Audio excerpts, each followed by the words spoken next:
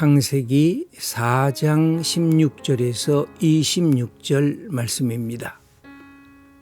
사랑의 하나님, 창조주 당신의 도움이 없이는 우리가 하루도 살 수 없습니다. 그 대신 문화와 문명을 쌓으며 우리는 하나님을 대체하려 했습니다.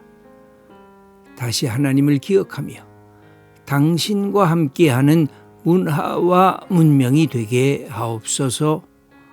아멘.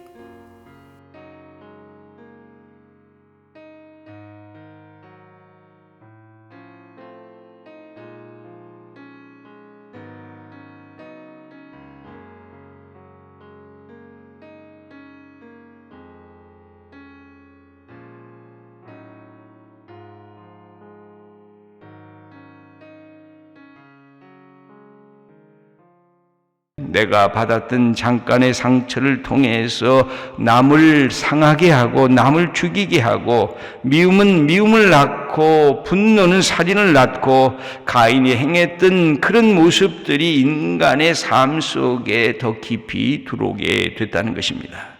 뭔가 만드는 것도 할 줄 알고 가축들도 기르고 이 삶의 도구들도 만드는 그런 기술들이 자꾸만 생겨졌지만 그들의 마음에 하나님 없는 세계의 공허함, 이런 것들이 지속이 됐다는 것입니다.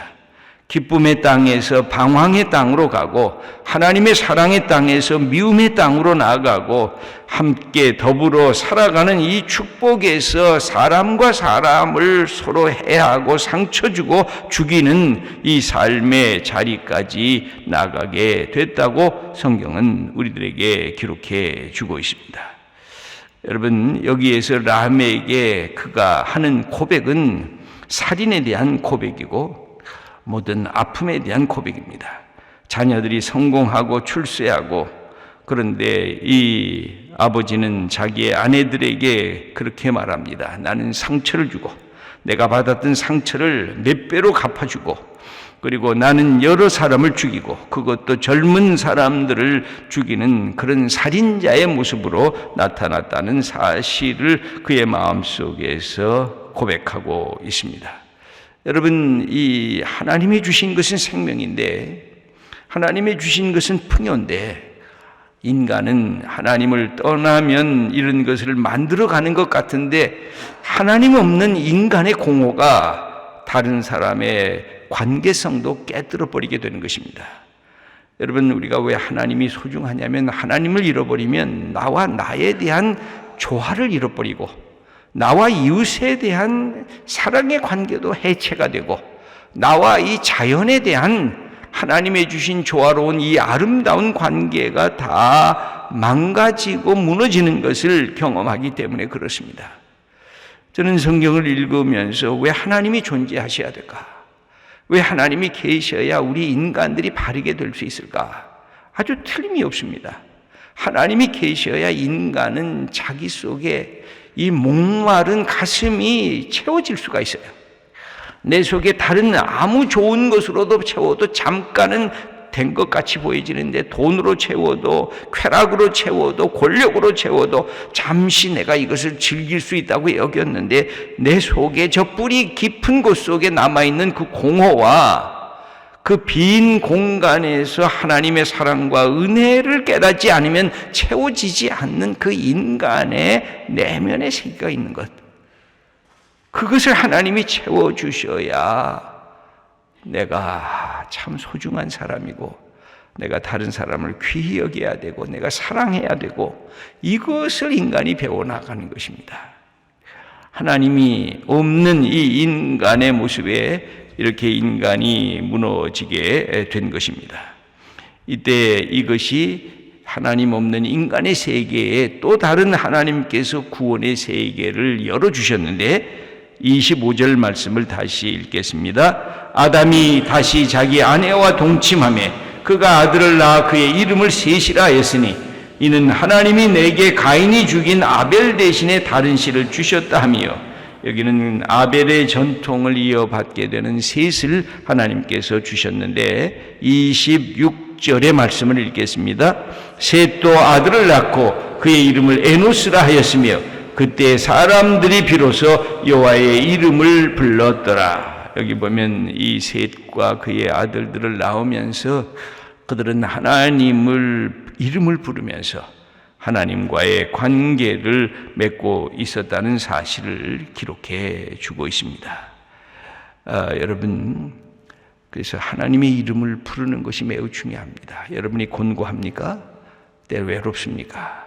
때로는 미 속에 있는 것, 나를 이렇게 미치게 하는 것들이 있습니까? 나를 괴롭게 하는 것들이 있습니까? 내가 하나님 없이 어디에선가 찾으려고 할 때마다 우리에게 있는 이 미움의 분노가 다른 사람에게 어마어마한 상처를 주는 것입니다. 다시 하나님의 이름을 불러야 돼요. 다시 하나님의 이름, 이 여호와의 이름이 뭐예요? 그게 예수의 이름이에요. 여호와라는 말과 예수님이라는 말이 같은 말이에요. 예수의 이름을 부르는 거예요. 예수님이 이 땅에 오셔서 나를 사랑하시고 십자가에 달리시고 나를 위해서 죽은 자 가운데서 다시 부활하신 하나님의 그 사랑을 내가 다시 불러야 내 영혼의 평화가 옵니다. 내 영혼에 다시 감사가 시작이 됩니다. 내 영혼에 내 인생을 이렇게 살아서는 안 되고 하나님을 위해서 내 인생을 다시 이렇게 살아야 되겠구나. 이게 결단하게 되는 것입니다. 여러분, 하나님 이름 없는 가인의 자손들이 무언가를 만들어 놓고 무언가를 붙잡은 것 같았는데 결국은 내가 상처로 다른 사람을 때려 부시는 그런 자가 되고 말았구나 하는 이런 흐름들이 우리의 가인의 모습들이 우리 속에 끊임없이 이게 솟아나려고 하고 있습니다. 우리가 더 이상 가인의 후예가 아니라 우리가 하나님의 이름을 부르는 셋의 후예로 우리의 삶의 방향성을 끊임없이 바꿔야 되는 것입니다. 그러면 세상이 주지 못하는 하나님의 평강, 세상이 주지 못하는 내 마음의 감사, 여러분, 우리의 마음속에 평강과 감사가 있으면 축복받은 사람이에요. 돈이 조금 모자라도, 내가 사회적 지위가 좀 많지 않아도, 내가 갖고 있는 우리의 집에 이 삶의 여건이 조금 힘들어도 내 영혼에 평화가 있다, 평안이 있다, 샬롬이 있다. 그리고 생각해보면 감사하다. 여기까지 온 것 감사하고 사랑하는 이 가족들 이렇게 아직 있는 거, 그리고 이렇게 먹고 살만한 건 내게 주신 이것이 감사로 나타나면, 그게 하나님에 대한 감사로 나타나면 그게 축복받은 하나님의 사람인 것입니다. 오늘도 내 속에 참된 평강이 있는가, 내 속에 하나님을 향한 감사, 하나님의 이름에 대한 고백이 있는가 확인하시면서 오늘 새로운 하루를 주님과 함께 열어가는 복된 성도님들 다 되시기를 축원합니다.